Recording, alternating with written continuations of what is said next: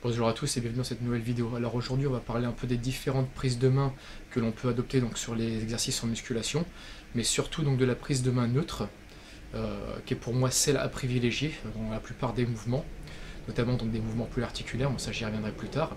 Donc on va voir ses avantages et ses inconvénients, et dans quel cas surtout l'utiliser et la privilégier. Alors déjà c'est la position qui est la plus naturelle. Quand on est debout, les bras le long du corps, les mains sont placées en position neutre.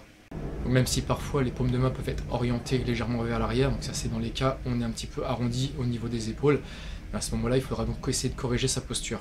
Mais dans une posture normale, correcte, les paumes de main seront naturellement placées en position neutre. Donc déjà le gros avantage de cette prise de main, c'est qu'elle va éviter les rotations internes de l'épaule, par exemple par rapport à une prise de main en pronation, comme sur un développé couché ou un rowing à la barre. Et donc ça peut des fois donc créer des petits conflits au niveau de l'épaule, des petites gênes. Donc là, la prise de main neutre peut être une solution si ça vous arrive. Par exemple, donc sur un développé couché, l'utiliser si vous avez la possibilité sur des barres un peu spéciales qui permettent d'avoir une prise de main neutre, ou sinon de travailler aux haltères ou éventuellement une trappe barre, bien que ce soit moins pratique, mais ça peut se faire. Et ce sera donc la même chose pour les mouvements de rowing à la barre, on peut les remplacer par une haltère, éventuellement par une barre pour triceps en prise de main face à face, bien que la prise de main est un petit peu étroite, donc pourquoi pas, ça pourrait éventuellement se faire, à condition de ne pas avoir de gêne au niveau des poignets. Par rapport à la prise de main en supination, donc paume de main orientée vers l'avant, elle va générer moins de stress, pareil au niveau des articulations, que ce soit poignets, coudes et épaules, notamment si vous avez donc un valgus au niveau du coude qui est relativement prononcé. Donc on aura là aussi donc plus d'aisance et moins de gêne au niveau des articulations. Mais passons maintenant aux inconvénients. Donc déjà, donc ce n'est pas forcément lié qu'à cette prise de main neutre, mais l'inconvénient, si on ne fait qu'utiliser cette prise de main, c'est qu'on va solliciter donc les muscles toujours sur le même angle, et donc ça peut générer des blessures genre tendinite, parce que ce sera un mouvement répétitif. Donc c'est bien quand même de varier un petit peu sa prise de main pour éviter de solliciter toujours les mêmes muscles. Autre maintenant inconvénient qui est plus lié à cette prise de main, c'est comme toute prise de main de toute façon, si on n'utilise que celle-ci, elle ne permet pas un travail optimal des différents groupes musculaires. Donc là aussi, ça rejoint un peu ce que je viens de dire précédemment. Mais là, c'est donc plus dans un but esthétique que préventif. C'est que forcément, pour les biceps, si vous utilisez que la prise de main neutre, vous allez solliciter essentiellement donc, le long supinateur et le brachiolet antérieur, et un peu moins donc les biceps. Et donc pareil pour le triceps, hein, toujours travailler de la même façon.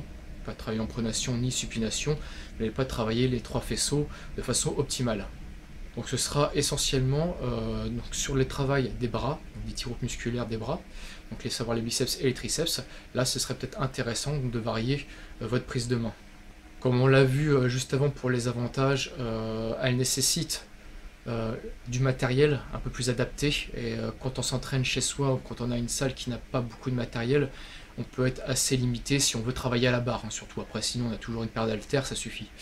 Mais si on veut vraiment travailler à la barre, au développé couché par exemple, ou à un rowing, parce qu'on souhaite charger un peu plus, hein, sachant qu'on peut toujours charger un peu plus à la barre qu'aux haltères, là ça peut être aussi un facteur limitant. Concernant les machines, sur les anciennes machines, c'est vrai qu'on avait souvent la prise de main en pronation. Maintenant on s'aperçoit qu'il y a de plus en plus la prise de main neutre. Je pense que les constructeurs s'aperçoivent qu'en termes de sécurité, la prise de main neutre est quand même celle à privilégier. Donc en conclusion, on peut dire, hein, toujours selon moi, que la prise de main neutre est à privilégier, surtout quand vous avez des gênes articulaires, même en préventif. Elle sera très utile sur les exercices polyarticulaires, comme les mouvements de développé ou de tirage, mais elle sera pas optimale pour un développement complet des différents groupes musculaires, et à ne pas utiliser tout le temps pour éviter aussi de toujours solliciter les mêmes muscles. Mais elle peut être vraiment idéale quand on a des gênes au niveau de l'épaule, au niveau du coude, au niveau des poignets, et là elle sera vraiment à privilégier.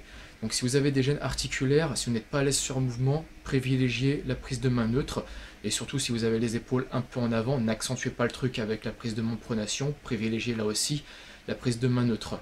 Et pour le travail donc des petits groupes musculaires, là, alternez les différentes prises de main de façon à travailler vraiment les muscles sur différents angles. Et voilà, donc vidéo terminée, j'espère qu'elle vous aura plu, je vous remercie de la regarder et je vous dis à bientôt. Ciao!